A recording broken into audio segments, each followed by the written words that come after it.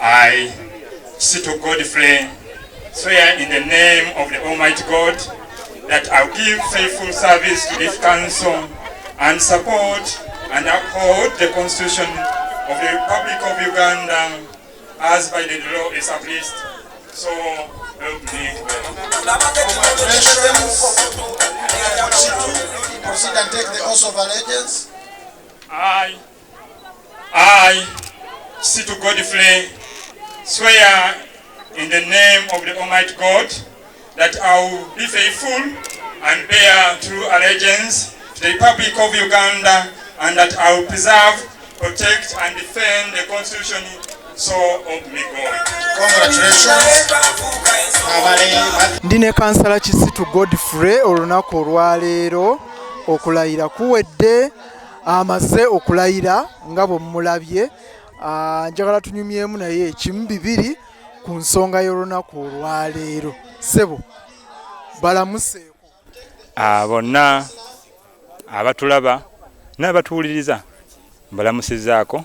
Erinnya Godfrey Kisitu birungi bifiira munda. Maze okulayira nga kansala agenda okukiikira abantu direct kansala wa Nyendo A.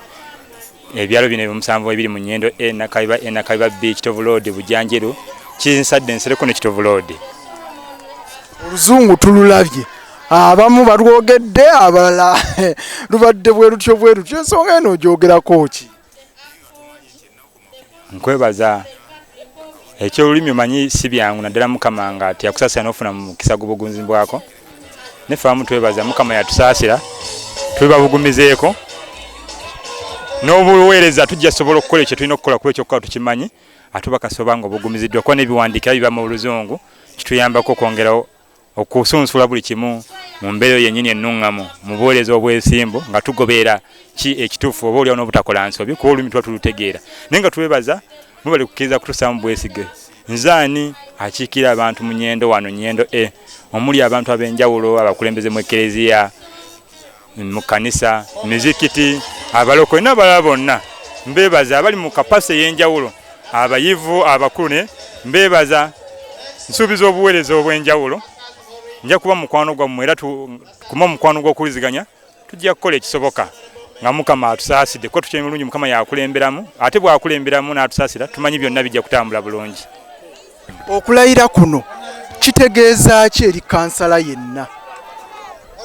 Ekyamazima ekituufu kiri nti okulayira kitegeeza kweyama era tulina kutuukiza bweyamo bwe tweyamye okubaweereza nga bakansala. Kati okugeza nga kansala n'okufa okulaba nga kasasiro ayolebwa mu kitundu kyaffe naddaffe mu Nyendo we tuwangalya kasasiro mungi nnyo.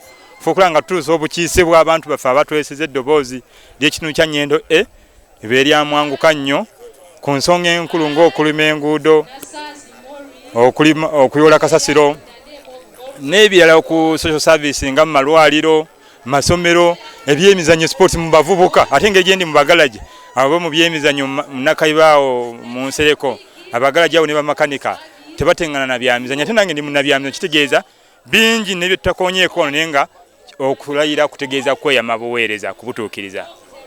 Akagamba akasembayo eri abantu aba electoral area yo.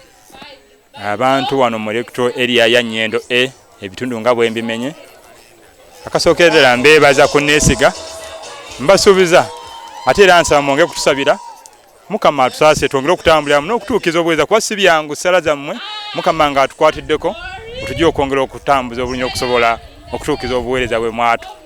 Temutunenya nnyo wabula mutuyambeko mutuwabule anti ak'omuntu sikandi tiyakabireyo n'enkya naye nkimanyi bulungi Mukama nga atusaasidde nga tutambule wamu byonna tujja kubisobola. Tujja kusobola okutuukiriza obuweereza obwe mwatusindika nga bakansala nga tuziganya wamu ne coordination yonna okuvira ddala wansi kuba ffe nga bakansalazi division mayor waffe obuweereza ku site nga tutuuka Meya Namanja tumusaba ebitaala mu bitundu byaffe mwetaagisa nnyo ebitaala ate oba olyawo n'ekibuga kyonna okutwaliza wamu n'eggwanga.